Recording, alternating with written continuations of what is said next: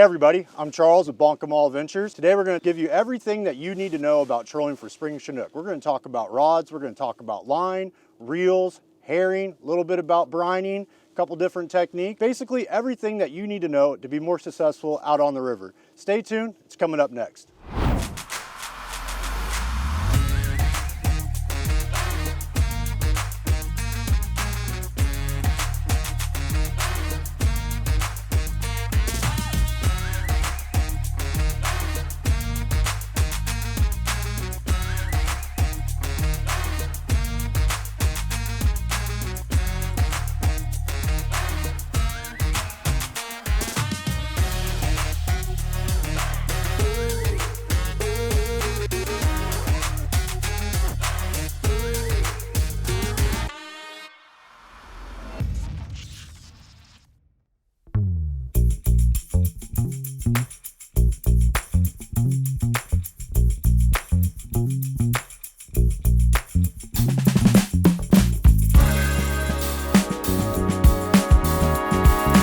All right guys, we're gonna start out with just showing you guys the basic setup, then we'll get a little bit more in depth with it. Right now I'm using a 9'6" Okuma Guide Select Classic. It's rated 10 to 40. It's a little bit heavier. I don't seem to have a problem with it. Some guys go a little bit more limber on this because it is a bait bite. These are the same rods that I have though for fall fishing. They work fine for me, so that's what I run. I'm using the Okuma Cold Water 65-pound braid. This setup starts out with a slider, a dropper, a bumper to our short bust flasher, and down to our herring rig. Now we're gonna show you guys how to rig this up. All right guys, for the first part of this setup, you're gonna need to find yourself a slider. These are little line locks. They connect inside here into your bead chain. They help secure it there. They're really nifty. You can find these. There's multiple different brands that sell these. You can find them at your local fishing store, Fisherman's, order them online through Short Bus. They have them available. There's a bunch of different places you can get them. This is crucial to the beginning of the setup. So what you wanna do is you wanna slide this up your main line. Once you get this slid up your main line, you wanna take your bumper. These bumpers are like 150 to 250 pound is what I like to use. You can make these at home. You can get a crimp, buy the line if you're a do-it-yourself type of guy. They do have them, same places at the fishing stores that you would buy these sliders at, already pre-made for you. The next thing that you want to do is you want to use a 12 to 15 pound. I like to use about 15 inches to 18 inches for my drop lead, down to another duo snap. Your lead's gonna connect down here. The reason why you do this is that a lot of times these spring Chinook, they're down on the bottom. So we're gonna be ticking bottom a lot, and we wanna be right off of it. So when you use this drop lead like this, not only is it sacrificial just in case that you get hung up, you're more than likely just gonna lose this sled and not this big expensive setup, but it also lets you know exactly where you're at. Basically, here's your two flasher selections. You got the triangle and the old 360. The reason why I like using the triangle earlier in the season is more off of water temps and water clarity. These fish are gonna be a little bit more lethargic, so I like to keep, with the triangle, I like to keep it down in the zone. It's a lot slower presentation, unlike the 360 where the 360 is whipping around. So you're getting that action. I like to use the triangle because it really keeps that bait right in the zone, keeps it in their face, and gives them a bit more opportunity to grab that bait. I move over to this 360 later in the year, the water starts to clear up, the water temperature seems to come up, and they seem to be a lot more apt to come and chase something down. So that's when I start switching over to the 360. Now we're gonna get down to leader. For the triangle, I primarily use just herring behind the triangle. You can use spinners, prawn spinners, but I use herring. That's my favorite. Salmon love bait. So we're gonna show you how to tie this up.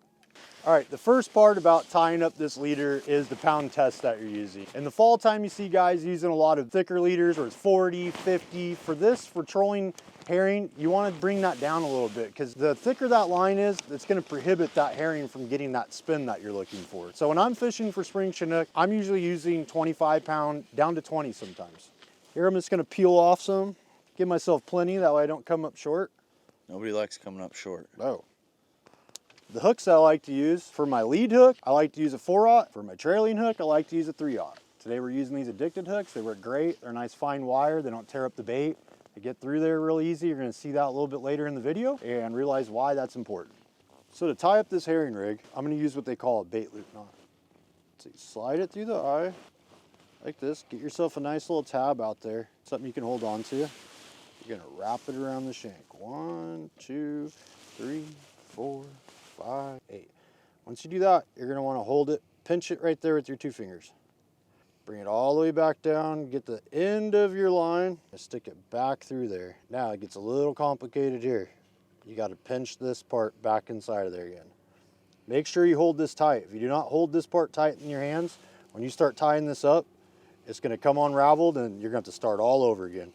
Now I'm going to wrap it again. 1, 2, 3. Once you do that, pinch that inside there. Make sure you keep tight. Start pulling it through. Just take your time. Now here's where I usually switch my hands. Make sure it's on this side. Pull that tight. Now that I got that, you want to snip this in. This trailer hook here is going to be the end that's going to go actually through the belly of your bait. So you do not want a big tag on there. I want to trim that down tight as you can get it so you don't make any bigger of a hole inside of that herring than you need to. Next, I'm going to grab my 4/0 hook. Now that I've got this 3/0 tied up with that bait loop knot, now I'm going to add my 4. So you want to come back to the beginning of your line, take your next hook, you're going to repeat the same thing we just did for that 3/0. Run it through the back, bring it down. All right, now that you brought it down here, this is crucial. This is where you're going to judge where your spacing's at. Depending on where your spacing is going to be based upon what size of herring you're going to use. Typically out here, we're using greens and reds. Around a 4-finger to a 3-finger spacing is gonna be ideal. So that's what I'm gonna do. I usually like it around 4. I like having that trailer hook more towards the back of the bait. That way, if one comes up and short grabs it, there's gonna be something there for him to get. So I'm gonna take my fingers, just place them from the bottom of this hook right here, and just get that spacing right in there. About 3 to 4 fingers.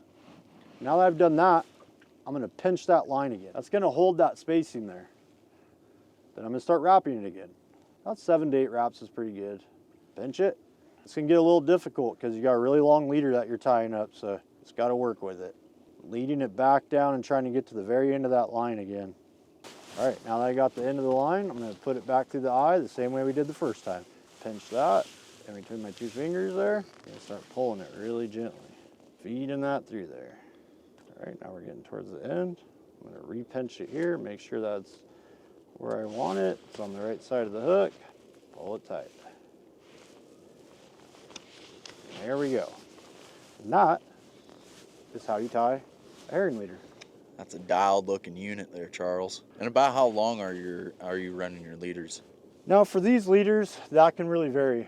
Today the water is really dirty, so I'll tend to shorten that leader up to about 3 feet, get it a little bit closer to that flasher. When the water clarity is normal and we got pretty good visibility down there, I'll run that thing 4, sometimes 5 feet. Really? Sometimes 5 feet really makes a difference. Having a really long leader, for whatever reason that is, I'm not quite sure, but definitely the longer leader has helped in the past, so I will get them 4.5, 5 feet on average. So a good way out on the water, if you don't have like a measuring tape or anything to measure these leaders, you want to get them pretty close to that 4, 3 feet, 5 feet, you can do wingspan. I'm about 6 foot from the end of my arm into the center of my chest, probably about 3 feet. If I wanted to go 5, I'd just go a little bit more. Another way that I've done it in the past is I know that I'm 6 feet, so I know that 4.5 feet for measuring it in the past is right about my chest, which is right about where we're at. It's about 4.5, 5 feet. The next thing that we're gonna add, we're gonna get into the goodie box here, is a duo snap. This is gonna allow you can get pre-tied baits going. So if you put this duo snap on there, what it's gonna allow you to do, it's gonna allow you to just unclip that bait. If it gets tangled up or something, you're gonna be able to just snap another leader on really quick and get right back to fishing. Yeah, these class here, they're 80 pounds. It's not too significant on that. I mean, you don't want to be running little tiny ones. These are 80-pound ones. I like to use them. They're a little bit smaller. They're a little bit more low profile than the big giant ones. You could use the big ones if you're in a pinch, but these ones are my favorite right here. Now to tie this knot, I don't do anything special for my knots when I'm tying these. Over the years, this has always worked for me. I've never had an issue. I don't break fish off. I just twist this around 7 or 8 times, put it back through the loop. Generally, you let that down. Anytime you're tying a knot, it's always a good idea to wet it down. We didn't do that today, but that's okay. And then, of course, you want to snip off that tab. No tag ends, bro. There you have it. That's a herring leader. Now that I've showed you this one, I'm going to show you another one that's almost identical to this, but we're going to add a bead chain into that. The reason why you add the bead chain into it, I don't have an issue with tangling, but it can. A lot of guys will add a bead chain halfway through this leader. And that allows the bait to probably spin just a little bit better, but also keeps it from tangling up. So we're just gonna find it about halfway. That's about half right there. We're gonna snip this guy.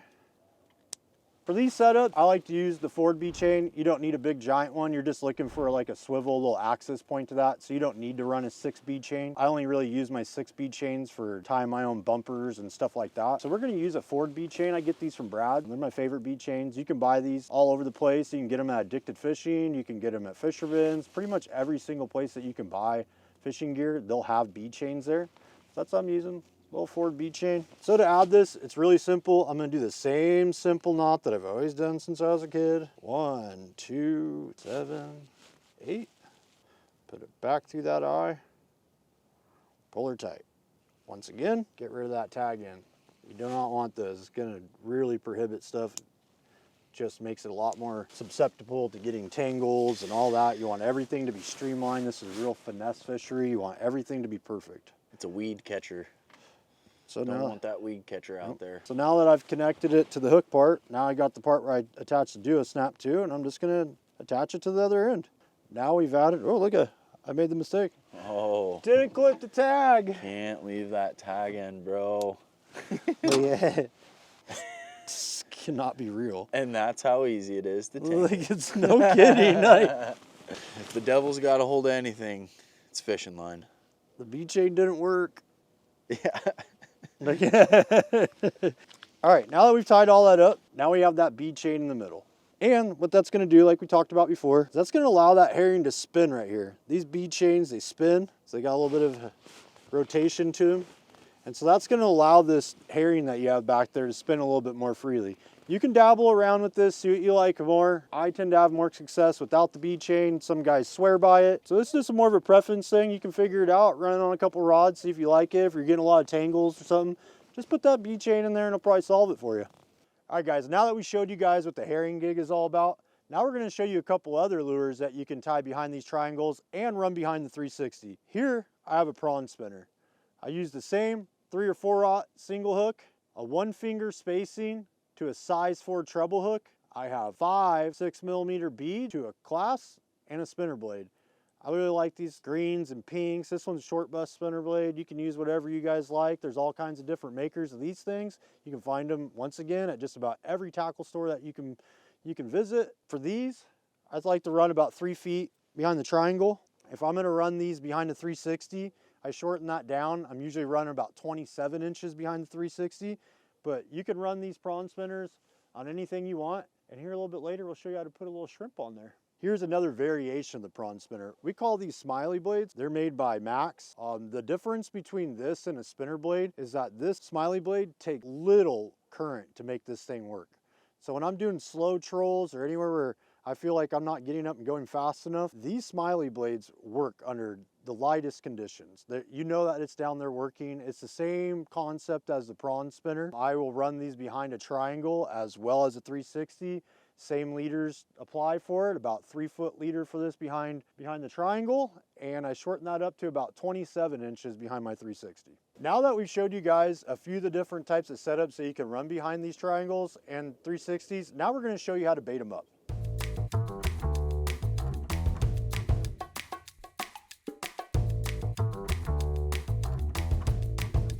The first thing that we're gonna talk about is herring. I'm gonna show you guys how to cut plug a herring, talk a little bit about how we brine them and how we rig them. All right, so the first thing that you wanna do when brining herring is figure out what kind of container that you're gonna use. I know a lot of guys that use wide mouth mason jars. I use Ziplocs, they're really convenient and easy. I like to double bag them. I don't have to really worry about too much more. It's a little less risk of it spilling. They do tend to spill a little bit, so jars can be better, but I just run the bags. That's what a wash down pump's for. I just wash it out.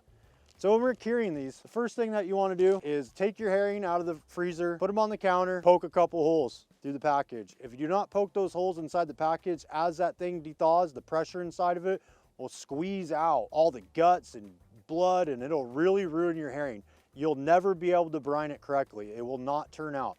What you'll end up happening is you'll end up with soft bellies, and when you get soft meat and soft bellies, when you're out your cut plugging them, your bait's gonna blow out. You're gonna maybe get a half pass out of it, and it's not going to be all that great a quality of bait either. So it's very, very important that you treat your bait very well. What you put in it's just like cooking. Use great ingredients, you're gonna have a great meal. The bait situation is the exact same. If you do not use good ingredients, you're not gonna get a good meal. It's not gonna come out right, and it's gonna really prohibit your success. After you've poked a few holes inside your flat of herring, let them dethaw, not all the way. What I like to do is I like to let them dethaw to the point where I can start moving them and breaking them apart just with ease. And a lot of times they'll be kind of stuck together. You'll get 3 or 4 of them together. Be very gentle with them. First thing I do is I put them inside the bag. So once I set them inside the bag, I prefer the liquid cure. There's all kinds of different cures. That's a whole nother rabbit hole that you can go down. I prefer the liquid cure. It's very easy, very simple. I buy Pro Cure. You can get it at every single fishing place that you can think of for the most part.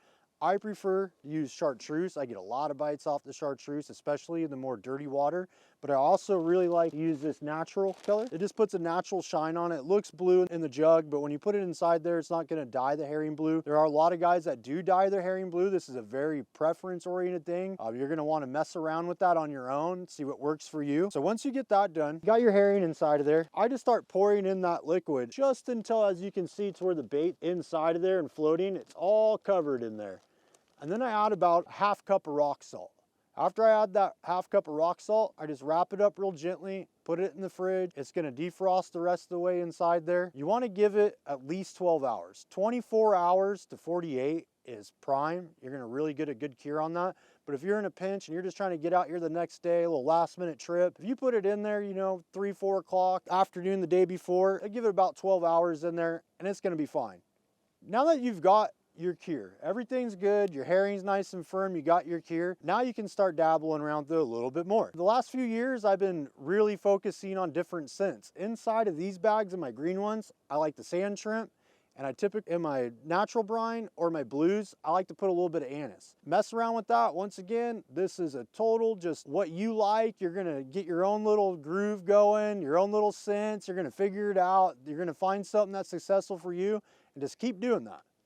The first step into cut plugging a herring is to make sure that you have a nice sharp knife. You can use your fillet knife, but when you start getting a real big fillet knife, it gets a little bit harder to get it inside of this box. What we call this box is a miter box. It's gonna help you cut the angles that you need for your cut plug herring. Most of these boxes come with a side that says 𝗛𝗘𝗏 and a side that says coho. For these springers, I'll dabble around with that. I've cut them both ways. Sometimes the roll matters.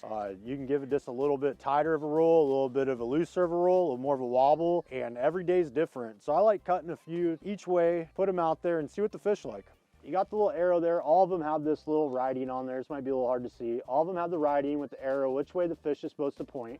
So now that we've established which way the fish is supposed to point, we're gonna put that belly inside of there with the head towards that arrow. You're gonna take this miter box, and that's what these lines here are for. They help to guide that so you're getting the right angle cut on that fish. You wanna be real gentle, use a real sharp knife. And just cut down there. You want a pretty clean cut. That one looks pretty good. So the next thing that you want to do, be very gentle with that belly. Don't tear that belly up or it's going to blow out. Just kind of get these guts out. There's multiple different ways to do that too, guys. You can lay it down on its side and kind of push down on the belly, and it'll just barely pooch those guts out of that cut plug where you cut it. And then you can stick your knife on those guts, and then you can pull the herring, and it sometimes pulls it out pretty clean. There's another little trick to these things like Jason was talking about where you do the anal cut. You get it right down inside of here. Be careful you don't cut yourself. You poke it up inside there. What that's going to allow it to do is it's going to allow that water to come through this cavity and exit out of there, and it's going to really help with that spin. And it kind of helps prohibit blowing this bait out as much. You don't have so much pressure building up on the end of the bait right there, so it helps to keep that from mushrooming out right there. Another thing that I like to do, I like to cut the tail. So I'll take my scissors and I'll come back to the tail and I'll just cut that flesh right there. I feel like cutting that tail really helps with the spin. You get some of those tails that get out in the way and it gets real wonky on you. I feel like cutting that real square right there really allows this bait just to rotate on its own really well. So that's just something preference there again that I like to do. You can try it either way. It's all up to you. And you can cut that tail at different angles too. I've seen a lot of people do kind of the point where they'll snip it. Correct. The tail to where it's at a point where you can do that. Right, this is a real preference fishery. Like you start getting things down and then you start finding things that work for you. For sure. And then once you get stuck on that, then you're just always doing it because you caught a fish yesterday on it, caught a fish the day before on it. So you just get real set in this. This is how I like to do it. That's how I catch most of my fish. So I just routinely just stick with it. There's no sense in fixing what's not broken. Exactly. If it ain't broke, don't fix it, brother. This is how I like to cut my herring when I'm trolling herring, which is not very much. So I'll come in here just like Charles did, make one nice easy cut. Some guys throw these heads out, and a lot of times when you catch these fish, you'll see a lot of these fish are picking these things up off the bottom or floating down the river. So sometimes guys will save them and throw them away in the garbage whenever they get home or wherever. So my method to pulling the guts out is I like to lay the herring flat, very lightly push on the belly of the herring, and then I'll just barely take my knife right here, and then I'll just pull nice and easy. Sometimes it takes a couple of tries, but you get the concept. That's usually what you end up with right there. It pulls those guts out. Sometimes you just gotta kind of manually go in there, take those guts out, get as much of those guts out as possible. And I do the same thing right in here into the anal, nice little incision. And then what I like to do, my angle cuts, kind of what we were just talking about, I like to kind of go at a point. Flip that herring over to where it makes a nice little point. And that is my preferred way cut plugging a herring. Charles, yours looks a lot cleaner than mine. And you can tell that Charles does a lot more springer fishing out here in the Columbia than I do, because his herring looks a little bit more precise. I don't think it really matters. Like Jason just said, these things are eating these herring off of the bottom. You see a dozen of them in their belly, so it's really led me to believe how important really is that spin. Do I try to get them to spin the best that I can? Yeah, but over the years, I'm starting to think that it's really not as important as we all used to think it is.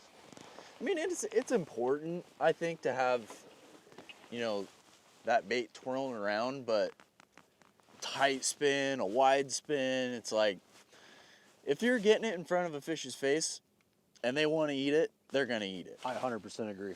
I 100% agree. Salmon do 4 things in life: swim, eat, make babies, and die. And when a salmon is down there freaking eating, you let him eat. Let him eat. We'll get to that too. Now we're going to show you guys how to rig them. You want to take that 3/0 hook that we tied at the very end, our trailer hook. You want to bring it down into its belly and be real gentle. Get it down inside there, poke it through. Now here's where you want to be gentle. Just want to try to pop that thing through there, just like that. Now you're going to take that top hook, you're going to come to the top side here, and you're going to bring it in to the high side. Then you just put in the top hook just like that. You do not want to put the hook through the bottom side there. You want to put it at the high side of the angle. You don't want to put it at the bottom side, it won't spin correctly. You want to be real gentle about this, especially when you're sliding this hook through the belly. You don't want to make that's why we cut that tab off of there when I was showing you how to tie this leader.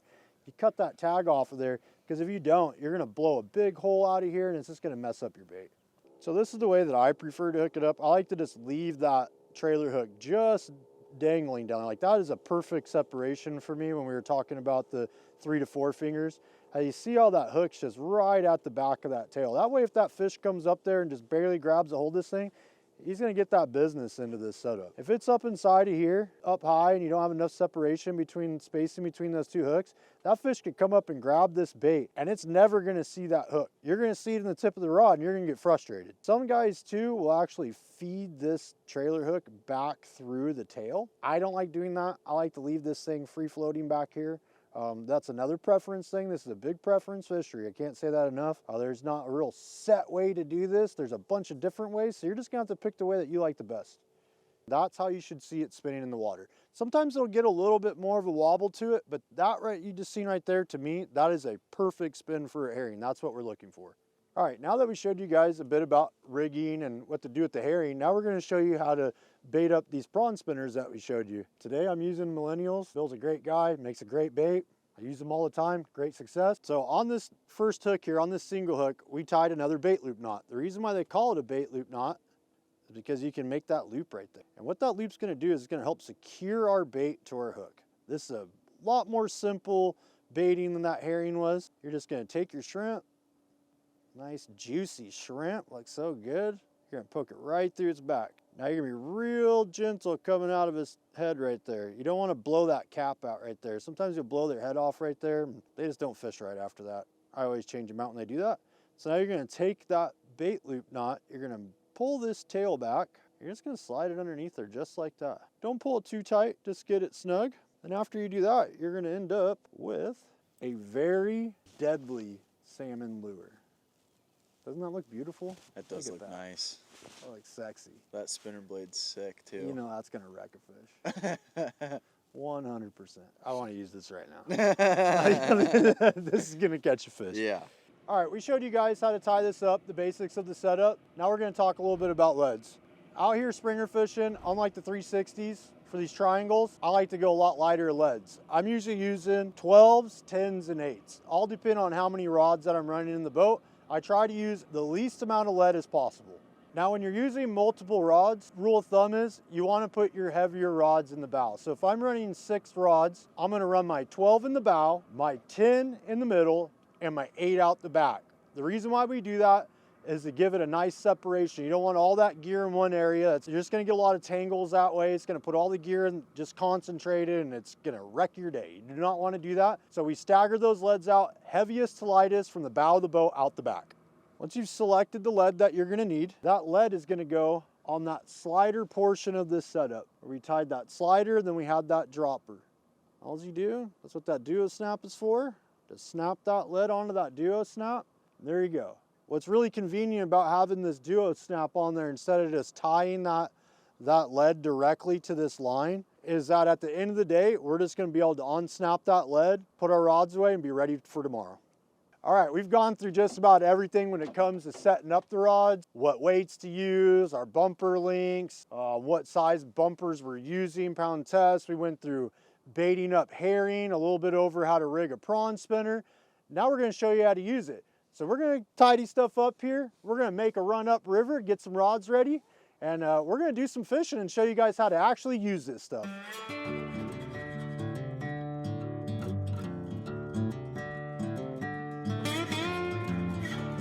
He's just unsure about life right now. He's not used to the big boat yet.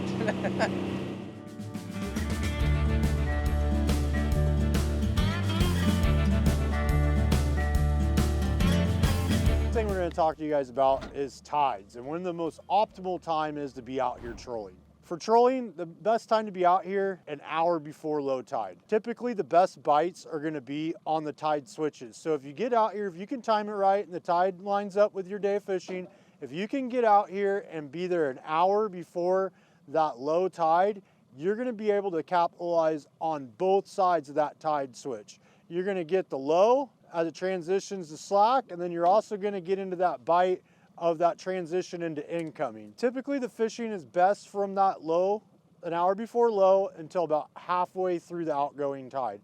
Can you still get them throughout that outgoing tide? Yes, you can, but one of the issues that you're gonna have is your speed. I like to do a downhill troll for the most part. Those fish are gonna be pointed upriver, their faces are gonna be that way, and I like to bring my presentation towards them. Not only does it keep it in their face, but I feel like it also gives them less time to think about it.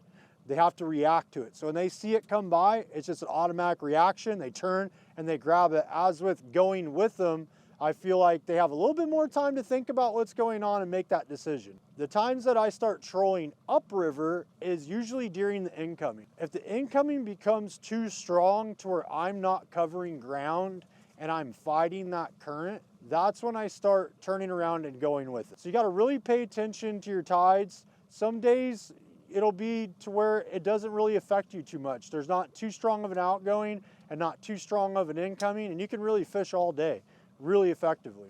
Our target speed for these triangles specifically is low and slow. That's the motto of the game, low and slow. You want to keep them on the bottom and you want to keep it slow. What I'm looking for, a slow rotation of the flasher and just enough to get that bait to spin. So that could all depend on what the current is. So while I'm watching my speed over ground on my depth finder, I'm watching how my gear's working in the water, and I'll use my depth finder speed over ground to kind of keep myself within that zone. A little maritime reference there, Yeah. a little speed over the ground. If anybody takes that Coast Guard class, you will learn what speed over the ground is if you don't already know. With these triangles specifically, they can get tangled very, very easy. So the best thing to do is get all the gear in your hand, lay the flasher in the water, get a hold of that lead, let that lead down, and make sure to keep everything straight there. Now I'm gonna get our speed going. What you're looking for, right about in there, where my flasher is just rotating there, just barely, and the bait's spinning. You don't want to be going really fast. This ain't a 360 fishery. Your 360s are going a lot faster. You're really getting that rod to pump. With these triangles, this is a slow finesse game. You just want to go fast enough to let your gear work. And that's where we get back into you're going just fast enough to keep that gear working and in their face as long as possible, giving them the most opportunity to take your offering. So now we got our speed down. You want to slow, this is not a race. You want to slowly let that line out until I feel bottom. Once I feel bottom, then I'm gonna give it about one crank up. That's what that drop lead is really useful for, because then you know, once your lead touches bottom, you know that your gear's about a foot or so off the bottom, right in the zone. Now that I found bottom, I'm just gonna set this guy into my Full-B rod holder, and set it down, and then I'll start watching that tip. When I start trolling at the very beginning of my troll, I'll start letting a little bit of line out until I find bottom again. All right, now that we've deployed the rod, as you can see right now, you can see that rod tip banging around. That means that it's dragging. We don't want it dragging too hard. Tapping every now and then on the bottom is what we're looking for. So you'll also be really looking at your depth finder, because these fish like to hide in places where it has a big rollie in there. So let's sit behind these rollers. So if you're tapping bottom, what's gonna happen is you'll end up coming up over one of those drop-offs, and then your bait's gonna slide in there just perfect. So you don't wanna be just dragging bottom so much like that, in my preference. I want it to just be tapping ever so often, or just right up off the bottom, just like that. All right, so now that we found bottom and we know that we're just right off of it, ticking every now and then, this is not a set it and forget it type of fishery. This is a very interactive fishery with these herrings and triangles. The 360s you can get away with a little bit more. You're kind of keeping them just up off the bottom. They're whipping around. With these triangles, you're gonna be doing a lot of letting line out and dropping line back down. You know, I'll come into a spot here where it's 15 feet, then I'm dragging a little bit too hard, just like I am right now. So then I reel up a little bit, just to where it comes off the bottom and taps every so often, but then we could get into a spot where we drop off into 26 feet and we don't want to leave it there. So you're just watching your depth finder. Your captain should be helping you out if you can't see the depth finder, letting everybody know what to do. So like now we're in 18, 19 feet of water. So now we've dropped off a little bit more. I want to get my offering down in there. So I'm going to let line out, watch it until I start tapping bottom. Now that we've gotten to some deeper water, I've let a little bit of line out. Now you can see that I'm ticking bottom pretty hard. Give it about 2 cranks and just start adjusting it. This is a lot of adjustment. You gotta keep on it. This is a really interactive fishery. And if you just set your rods to a certain depth and just start driving around, like, your odds of catching and being successful on the consistent basis is not gonna be very good. You really wanna keep on it. And a lot of the places that these springers like to hide, the depths vary a lot. It comes up and down. They really like these rolly holes. So they'll just sit behind those rollers, and as your bait comes over the top of that, they just turn and just grab it. Throughout the tide, throughout the day, different parts of the river, you'll get behind a wing dam. All of a sudden, the current's a little more slacked off back there. You're not gonna really be able to use that speed over ground on your depth finder as a reference anymore. So as I'm fishing throughout the day, I'll use my back rod where I'm I'm reeling it up quite a bit here and there just to check it. And so I'm dropping it down in the water, looking at referencing where I'm at my speed, and watching the way that my gear is back there. And see, that's right there, just a little bit fast. I'd like it to be a little bit slower. Right in there, you can see that flasher. That flasher's just barely rotating, but my bait back there is spinning great. So wherever that line angle happens to be, when I drop it down, now you can see, like, I'm not close to a 45, but sometimes it'll look like your line angle, like it's just kind of draped over the back, and that's fine with me, as long as I know that my gear's working. The 45 rule of thumb, though, is a pretty good indication, though, of where you're at. But if your gear's working when you reel it up, you like the way that it looks, don't be afraid if that thing's just kind of just draped over the back of the boat, especially when you're fishing in more shallow water. So now we're fishing. Another key part of this fishery is how your drag is set. The triangle versus the 360, using those 360s, we're using a lot more lead, you're driving a lot faster. I tend to use a little bit more tighter of a drag. When it comes to this bait fishery, they're a little more hesitant on it, and if they feel too much resistance, they tend to let go of it. So what I like to do is I like to run my drags pretty loose. But I want them just loose enough that if they're gonna grab it, they can't just spew line out of there, and it's still gonna be some resistance to actually get that hook set in them, but not enough to where it's just really just yarding that rod over like we do at the 360s. Now once you do get a bite, it's really crucial not to grab the rod right away when that fish grabs it. If you see this thing start to go off like this, and you just grab a hold of that rod and pull it up, you probably got about a 90% chance that you're gonna miss that fish. You're not gonna get it. What you really wanna do is you wanna wait.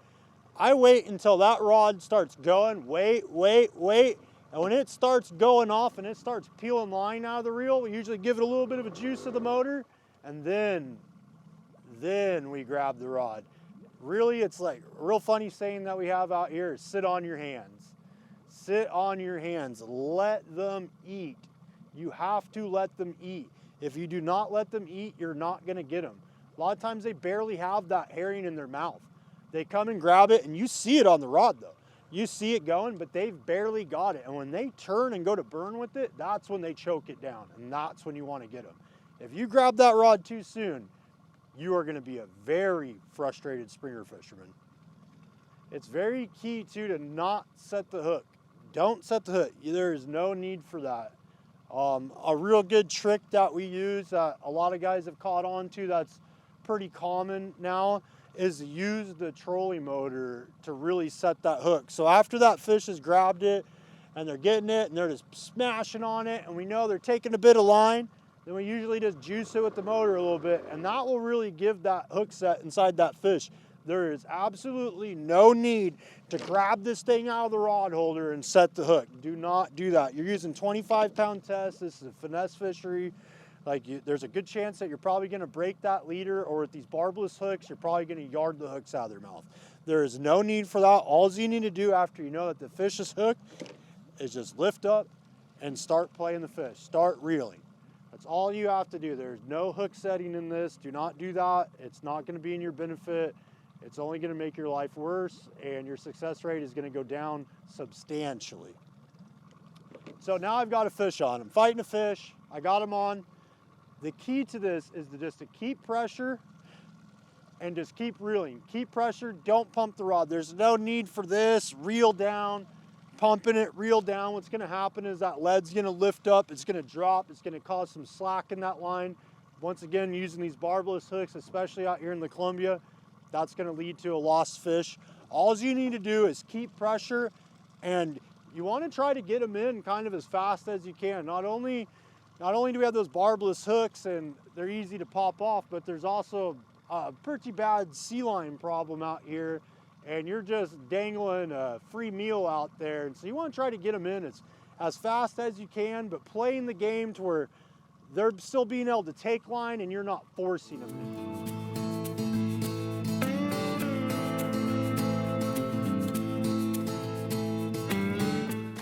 All right, guys, we kind of give you the layout, basically about everything there is to know about trolling, went through all the baits and how to fish it. Water conditions were not on our side today. Mother Nature decided to play a trick. Turbidity came up. It's really brown out here. The fishing's a little slow. It's a little early, but hopefully once things start picking up and the conditions get better, you guys will be able to apply this stuff that we taught you guys today, and it'll make you guys more successful out on the water. Straight up, we just didn't have the best water conditions today. We kind of tried to lay it all out there for you guys to know what to do and when to do it and how to do it. So hopefully when, like Charles said, when conditions, get better, you can take all of this and apply it and be successful yourself. All right, if you guys are looking to get out, you guys want to check it out, get a little more hands-on, you guys can get a hold of me at www.𝗛𝗘𝗟𝗣 𝗦𝗣𝗥𝗘𝗪. You can also contact me on Facebook, on Instagram. All that's under 𝗛𝗪𝗏𝗪 Adventures. Come check us out.